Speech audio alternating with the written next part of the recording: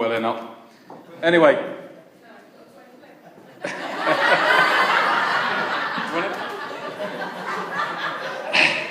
Right, okay, those haven't met me already.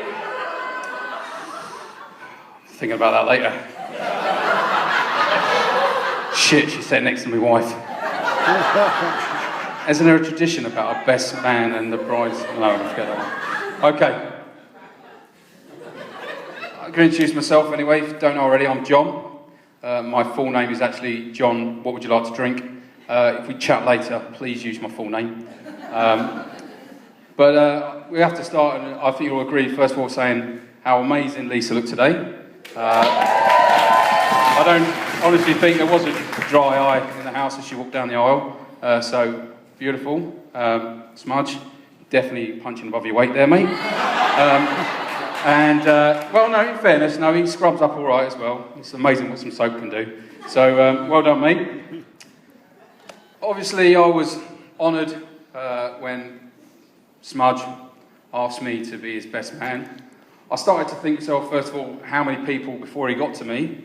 I think he probably went through every shipmate he's ever had, and they're deployed or whatever.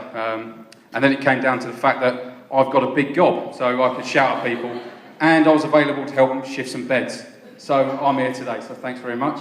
But no, and he did it through Facebook, modern technology. Now I find out he met his bride through the internet as well, so he's a new man. Well done.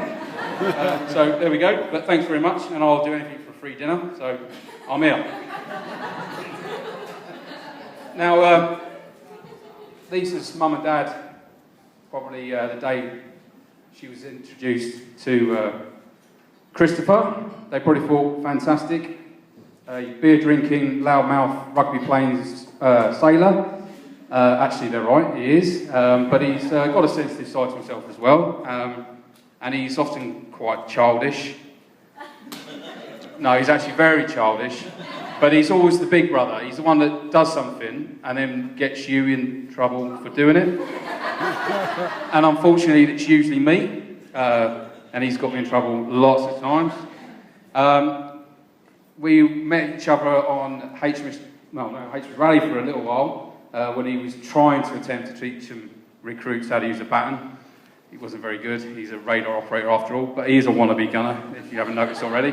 And then we met on HMS Chatham in Egypt, where he met me at 2 o'clock in the morning. He said, there's your bed. There's no bedding. There's nothing. Just get up, down, and have a good night's sleep. And he's also the mess pres, and from there we sort of hit it off and got into trouble a lot. Now the problem with him is if he gets bored, this is when you've got to worry. And we were bored at sea, so he found a soda stream tucked away in a cupboard somewhere, and he decided to play the game of beer science. And it was, what can you mix with what? And some of the concoctions he came up with was, the hangover was the best part. It was the throwing up before you got to the hangover. It wasn't too good. And then obviously we went to certain areas where you weren't allowed to drink anymore because people wanted to shoot us, so he decided to play nutty science then, which is with chocolate bars, and it was trying to melt them in the 50-degree heat out in the Gulf to see what he could make with it. And again, you started throwing up a lot because there were some weird concoctions going on there. But time was to come leaving the ship, and he had to leave as mess president, so he had to hand over to someone, and unfortunately, I got it, and it all went really downhill from there, really. The ex-second officer was second in charge of the ship, was quite relieved to find out that he was going, and then when I took over, he wanted to go himself, but it was, he had left the ship, and we went into a refit, and we had got complaints from the officer all the time. And it turns out that Smudge, before he decided to leave, was going to move all the speakers in the mess and point them all towards his cabin. So when we were partying at night, we wondered why we were waking up. It's because he's moved all the technology around just to really piss him off before he left. So thanks for that. Now, obviously, he's now starting a new chapter in his life, and he's married to Lisa. Her mum and dad must think our history's repeating itself. Nearly 30 years ago, they packed her off to bed with a dummy. They're doing it again tonight, so...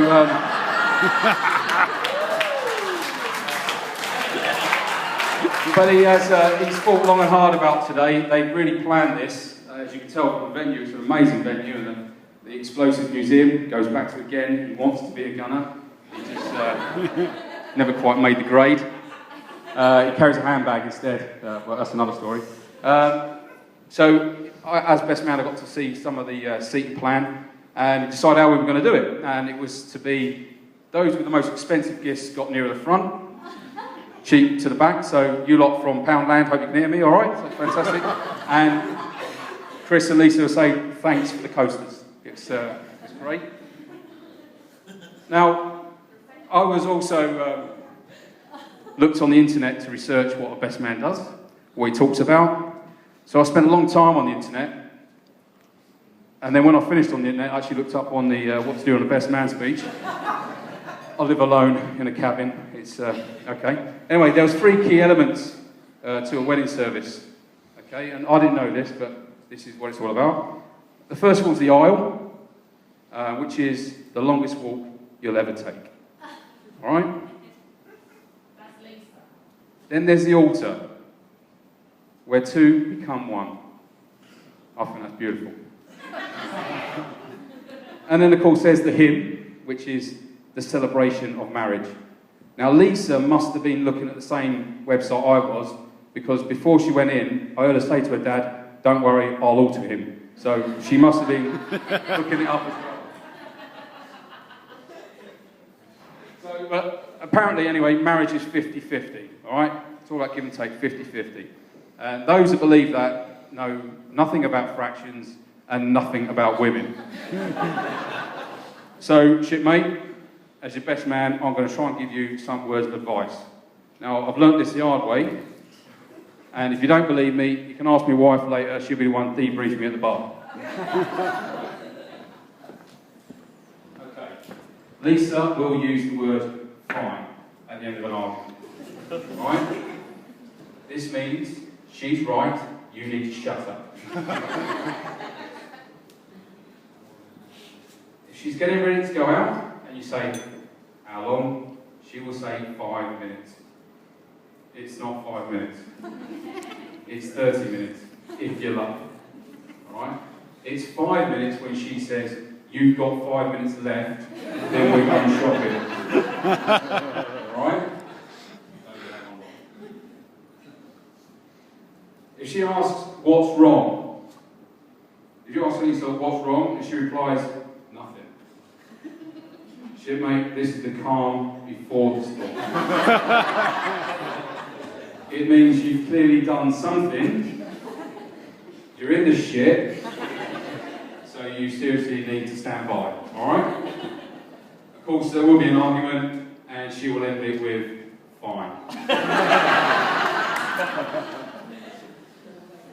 If you ever ask her something and she says, like lines of, "Love, just meet with Ken, we're going to go for a pint," and she says, "Go ahead," this is not permission.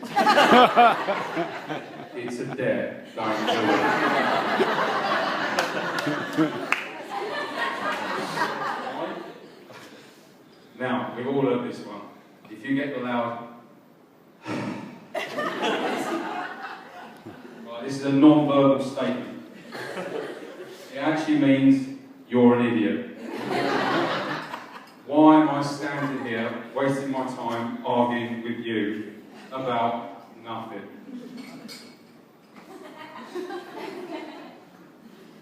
When she says, "Don't worry, I'll do it," fatal. It actually means she's asked you hundreds of times. You still can't get around to doing it, so she's going to do it herself. You'll of course turn around and say, when she's really pissed off, "What's wrong?" Say, "Nothing."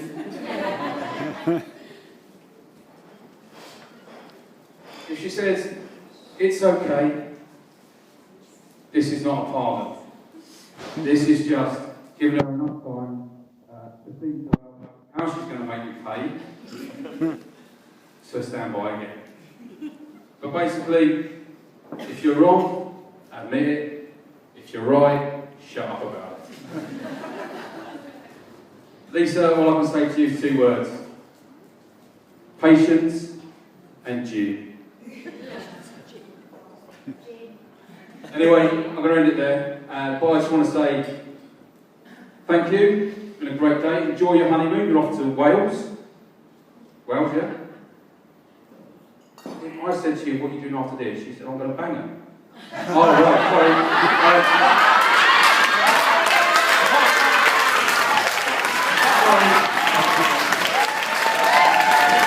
Sorry, my bad. I'm honestly looking.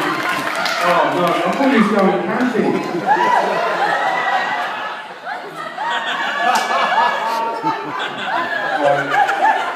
I better shut up. I'm going to end with a toast. Sorry kids, it's a place that's near Snowdon, it's got a big mountain. Right. It's the Matlow gin, it hits your brain after a while. I'm going to end with a toast, so you can charge your glasses, and I'd like to say, on behalf of all your family and friends here, and we genuinely do love you, and we wish you nothing but the best for the rest of your future together. So here's to Mr. and Mrs. Smith. DJ, spin them wheels.